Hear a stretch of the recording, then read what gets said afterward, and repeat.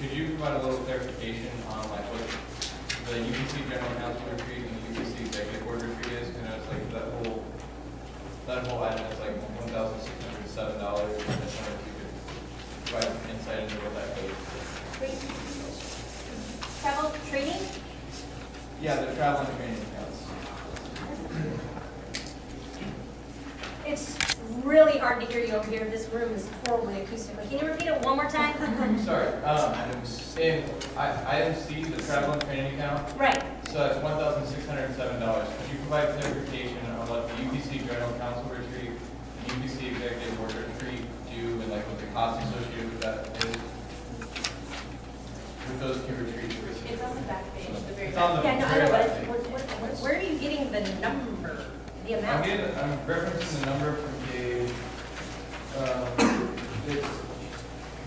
it's line 28 on the summary of accounts.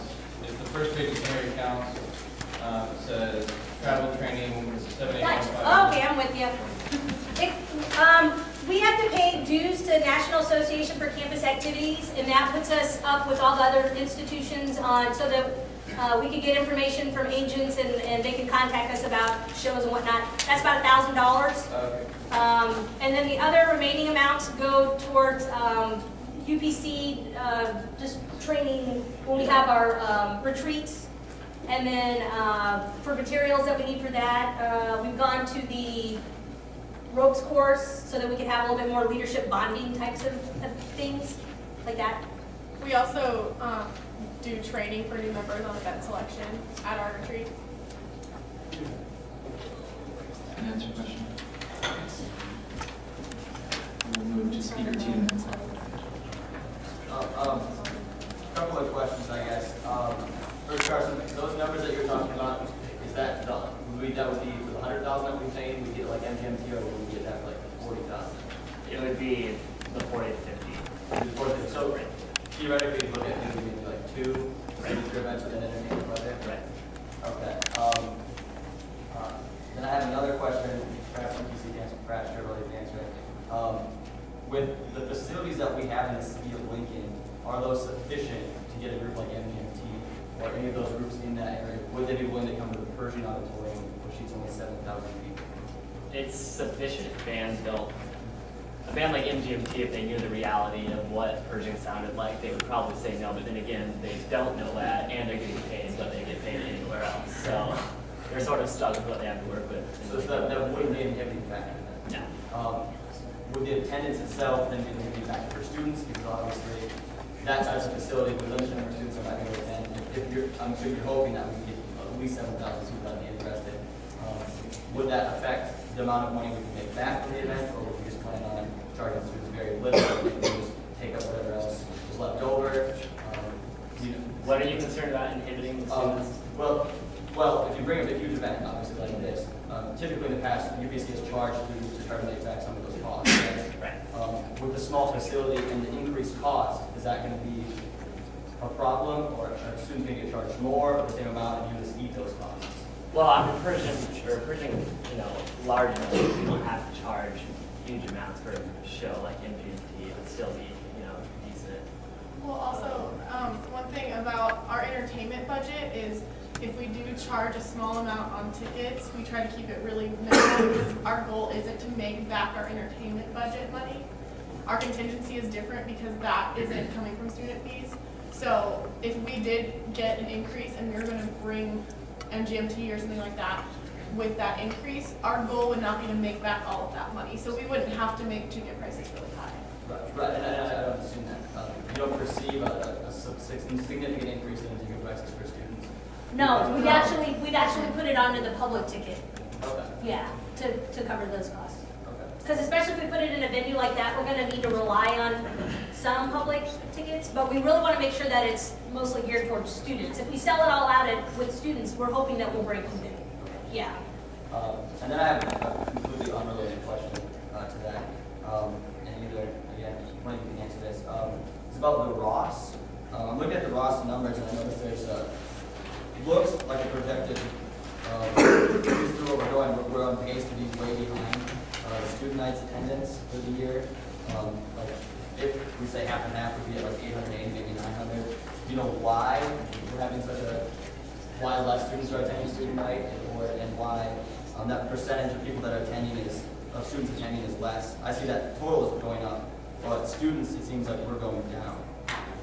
Is there a reason behind that? Is it the quality of shows? Is it advertising? I'm just curious why students are not going as much. I think it's the fact of advertising that we have focused on. It hasn't been on those, because our focus has been on these events we've been trying to bring and get people to come to. But we have worked in this coming semester as making that more of an effort, because I feel like the valuable aspect of the Ross is more important as of right now, as we see the numbers, and coming back to it and reevaluating our process. So we want to increase that so we can get those numbers up and make sure that that's more of an important aspect to UPC. Senator Shalom. This is again kind of a clarification thing. Is this increase something that like you all project next year, or you're going to ask for about the same amount, or are you going to keep asking for increases, or is this like a one-year jump? Just for clarification. Like Emil said, this is not going to boost UPC's entertainment committee or any other committee into a range where we're able to bring huge bands. That's just not going to happen with the budget we have. So, like you said, this is a step closer to that, and it definitely puts us in a new range of artists that we can bring. So I guess the intention right now would be to keep asking as long as it makes sense, and if we know that the budgets are there and things are in place. So I think we'll keep working to get a bigger budget, but we also understand the restraints on that. So. Senator. Yeah, I just had a question. Would this addition or this increase make it possible to, like for example, this year the big event tried to see if you guys would team up with us to do a large-scale celebration, as we wanted to boost how the big event, basically making it a bigger deal. Would this possibly make that a little bit more possible? Because we didn't get real positive feedback last time. Yes, I think that, if our goal is to bring a bigger show both semesters and we have the money to do so, teaming up with the big event is definitely an option. And we wouldn't, we would definitely consider that. So. Chair Moody.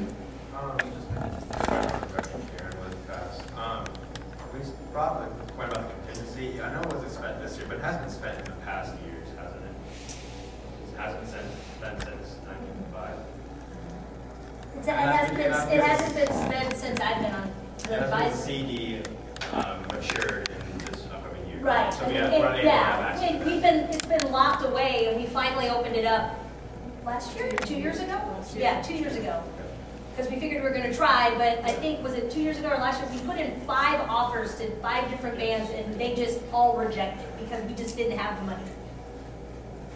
We didn't have the risk capital. Senator Derridge. I had some of the concerns in the allocation was regarding the amount of free movies at the Grand Theater. And I believe you said 300 to 400 students show at the Grand Theater. And have you made any progress at all, considering how I believe we calculated that when you sell out the theater, it states here that 258 students attended where the Wild Things are. And I believe we found out that we rent the theater for about $3,000. And so I think we concluded that we were paying over $10 a ticket. Has there been any? I actually did further research on that, and last year when we did Nick and Nora, it was 274 seats, and they charged us $1,781, so that estimated at $650 a student. And then we did Forgetting Sarah Marshall. We had 275 seats, and we paid a private screening fee of $700, so that was $2.50 a student. When we did Love You Man, there were 379 seats. We paid $24.63, and that averaged out to $650 per student. Monsters vs. Aliens, 274 seats, was $23.29, so that was $850 a student. Where the Wild Things Are, 258 admissions at $8 each. So that was the 2064. This movie that's coming up next, it's a 3D movie, so it's going to